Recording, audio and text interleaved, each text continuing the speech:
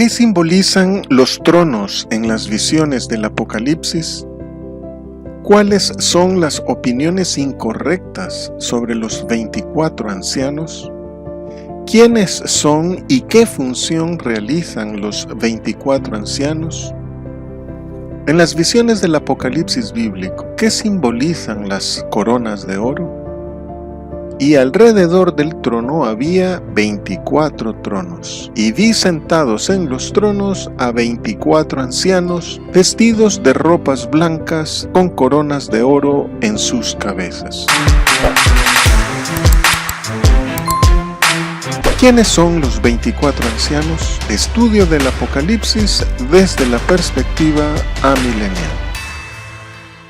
Tronos. Los tronos son un símbolo de autoridad y poder delegada por Dios, no solo para gobernar, sino también para juzgar. El apóstol Pablo da a la palabra tronos una connotación de jerarquía angelical, por lo que, dada su cercanía al trono de Dios rodeándolo, los 24 ancianos son seres celestiales creados por Dios con un alto nivel de autoridad. Una comparación entre las doxologías dadas por los 24 ancianos y por la creación evidencia su carácter de creados por Dios. Pero el Apocalipsis además enfatiza la sumisión de los 24 ancianos ante la máxima autoridad de Dios el Padre, echando sus coronas delante de Él. Asimismo, su sumisión ante el Señor Jesucristo, el Hijo de Dios, el Cordero inmolado que ha vencido, ante quien rinden alabanza y se postran en adoración. 24 ancianos. ¿Quiénes son estos personajes sentados alrededor del trono de Dios, adornándolo como un collar? Primero definamos lo que los 24 ancianos no son. Hay 6 explicaciones que no se ajustan a una verdadera hermenéutica, la cual interpreta la Biblia con la misma Biblia, sino que son solo una mera especulación. Veamos, algunos comentaristas no consideran a estos ancianos como personajes reales, sino simbólicos.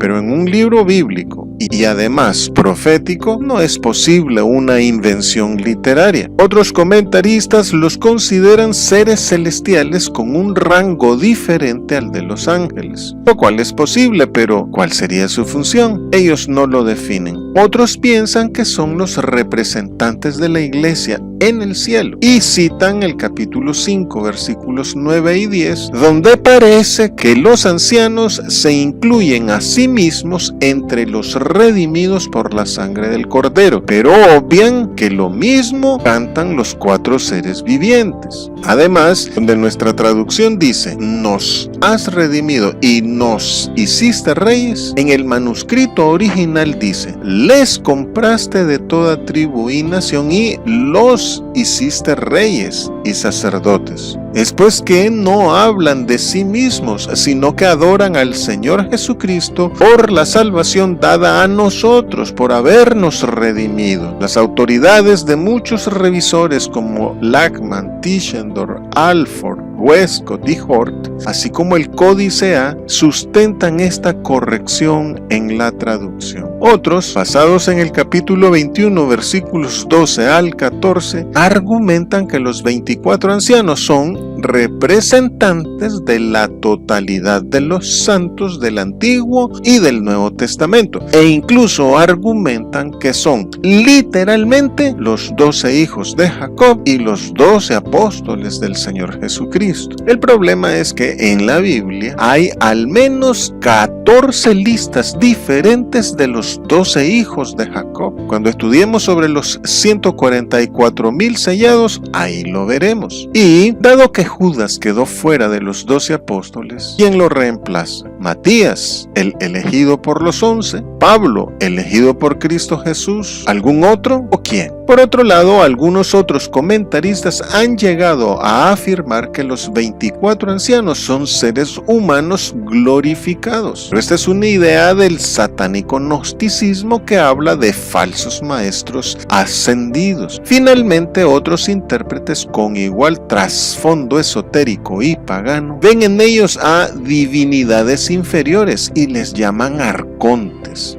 esta postura se desecha por grotesca, profana y satánica. Entonces, ¿quiénes son los 24 ancianos y qué función realizan? Recordemos que la Biblia ha de interpretarse con la misma Biblia. Y el ambiente litúrgico de estas visiones del Apocalipsis nos evoca el culto a Dios en Israel, un culto ajustado a lo que David y Moisés vieron en el cielo. Todas las cosas relacionadas con el tabernáculo y con el culto fueron organizadas por Moisés y por David conforme a la revelación de Dios y como figura de las cosas en el cielo, por lo cual la forma terrestre del culto en Israel fue solo una copia del culto en el cielo. De acuerdo con este modelo celestial, Moisés construyó el tabernáculo y David organizó la actividad de los sacerdotes y levitas dividiéndolos en 24 grupos. Según Primera de Crónicas, capítulo 24 del 7 al 18, cada uno de los 24 grupos de sacerdotes tenía un jefe, el cual era llamado anciano de los sacerdotes, y estos eran considerados príncipes y gobernadores de la casa de Dios. Después que los jefes de los 24 grupos de sacerdotes representan aquí en la tierra a los 24 ancianos que en el cielo presentan a Dios las oraciones de los fieles, actividad propia de la misión sacerdotal. Los levitas, por su parte, estaban divididos también en 24 turnos para los trabajos en el templo y alababan a Dios con arpas, salterios y címbalos, tal y como los 24 ancianos del Apocalipsis ejecutan sus arpas alabando a Dios. El apócrifo eclesiástico, o Sirac, describe al sumo sacerdote Simeón, hijo de Juan, diciendo que cuando recibía de manos de los sacerdotes las carnes sacrificadas, sus hermanos formaban una corona a su alrededor. Así que los 24 ancianos son los gobernadores de la casa de Dios en el cielo, así como los sacerdotes humanos eran los gobernantes de la casa de Dios en la tierra. Todo en sintonía con el objetivo original de Dios de hacer de su pueblo un reino de sacerdotes, objetivo plenamente cumplido en la iglesia del Señor. ¿Y por qué 24? Porque el 12 es el número del gobierno y del culto divino. Por esto, los 24 ancianos están sentados sobre tronos y tienen coronas de oro. Y siendo el doble de 12, el 24 magnifica el significado de gobierno en una forma intensificada. Es interesante ver que el Apocalipsis también presenta a uno de los 24 ancianos animando al apóstol Juan cuando éste estaba triste, y que otro de ellos le interpretó una de las visiones al apóstol Juan. Hagamos que la palabra de Dios corra y sea glorificada. Dale clic en me gusta, suscríbete, haz un comentario y comparte este video para que este contenido llegue a más personas. Sentados en los tronos. Esto significa que los 24 ancianos participan de la autoridad que Dios les ha delegado. Su autoridad es para gobernar y para juzgar, lo cual está representada también con las coronas de oro sobre sus cabezas, y se verifica al revisar las funciones de los reyes de Israel. El profeta Daniel solamente menciona la colocación de estos tronos, y el profeta Isaías anunció que Jehová reinará desde el monte Sión y será glorioso delante de sus ancianos, es decir, delante de los gobernantes de su pueblo. Corona de oro. El vocablo griego que utiliza el apóstol Juan al referirse a esta corona es estéfanos. En el mundo grecorromano, este tipo de corona era el premio entregado a los vencedores en las competencias olímpicas. Esta corona, estéfanos, era de hojas de laurel, de olivo o de encina, o incluso podía estar formada de flores. Sobre esto el apóstol Pablo dice: todo aquel que lucha escucha, de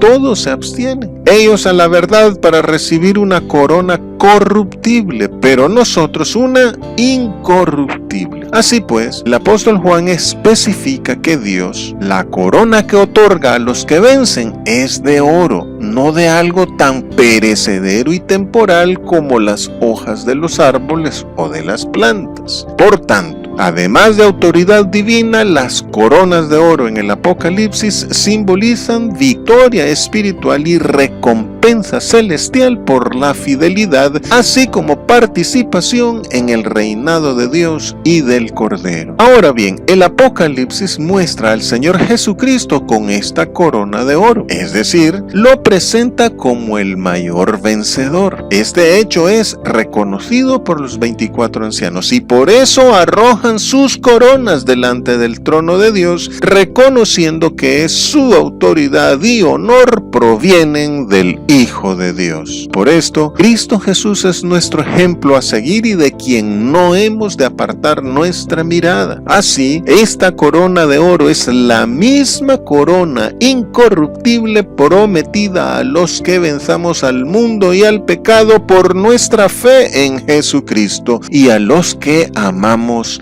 su venida. Recordemos aquí la exhortación y advertencia del Señor. He aquí, yo vengo pronto. Retén lo que tienes para que ninguno tome tu corona.